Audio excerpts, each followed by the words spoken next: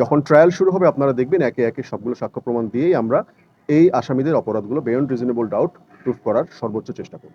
আসামি কেন বলছে যে এই মামলায় আসামিপক্ষ বিচার যাতে দীর্ঘায়িত হয়, বিচার যাতে না হয়, সেটা উদ্দেশ্যমূলকভাবে এই দিকে নিয়ে যাচ্ছে। এটা কেন প্রসিকিউটর বললেন? এটা মানে যৌক্তিক কারণ না, এটা যৌক্তিক কারণ এটা আসলে আপনারা যে কোনো ক্ষেত্রেই দেখতে পারেন যে আসামিদের ডিফেন্সের নানা রকম স্ট্র্যাটেজি থাকে। সো এটা তাদের একটা স্ট্র্যাটেজি হতে পারে যে তারা এটাকে যথাসম্ভব দীর্ঘায়িত করে এটাকে প্রলম্বিত করার চেষ্টা করছেন, যেটা আমাদের আইনের যে স্পিরিট এবং আইনের যে সেকশন সেটা সম্পূর্ণভাবে বিরোধী।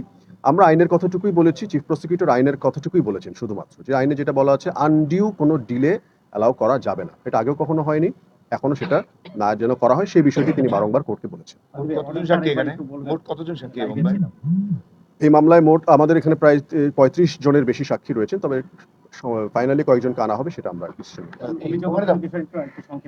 আচ্ছা, আজকে টাস্কফোর্স ফর ইন্টারোগেশন বা টিএফআই সেল সংক্রান্ত যে মামলাটি ছিল, যেখানে 2016 থেকে 2024 সাল পর্যন্ত প্রায় 14 জন ভিকটিম সহ আরো অসংখ্য মানুষকে গুম করে রাখা হয়েছিল, এই বিষয়ে আজকে চার্জ গঠনের জন্য দিন ধার্য ছিল।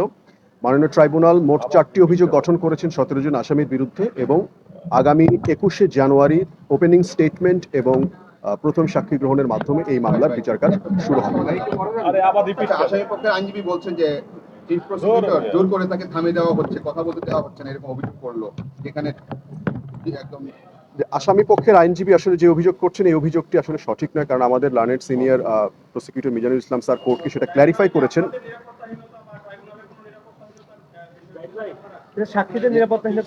দেখুন, সাক্ষীদের নিরাপত্তাহীনতার বিষয়ে আমরা বারংবারই সোচ্চার, এবং তাদের নিরাপত্তার বিষয়টা যেহেতু তারা এই মামলায় সাক্ষী হয়েছেন, তাদের বিষয়ে যখনই কোনো ক্রেডিবল থ্রেট আমরা পাই আমরা চেষ্টা করছি গুরুত্বপূর্ণ ভূমিকা নেয়ার জন্য, এবং এই আদালতের মাধ্যমে এবং অন্যান্য প্রশাসনিক ব্যবস্থার মাধ্যমে সাক্ষীদের নিরাপত্তা নিশ্চিত করার জন্য আমরা সর্বোচ্চ চেষ্টা করছি।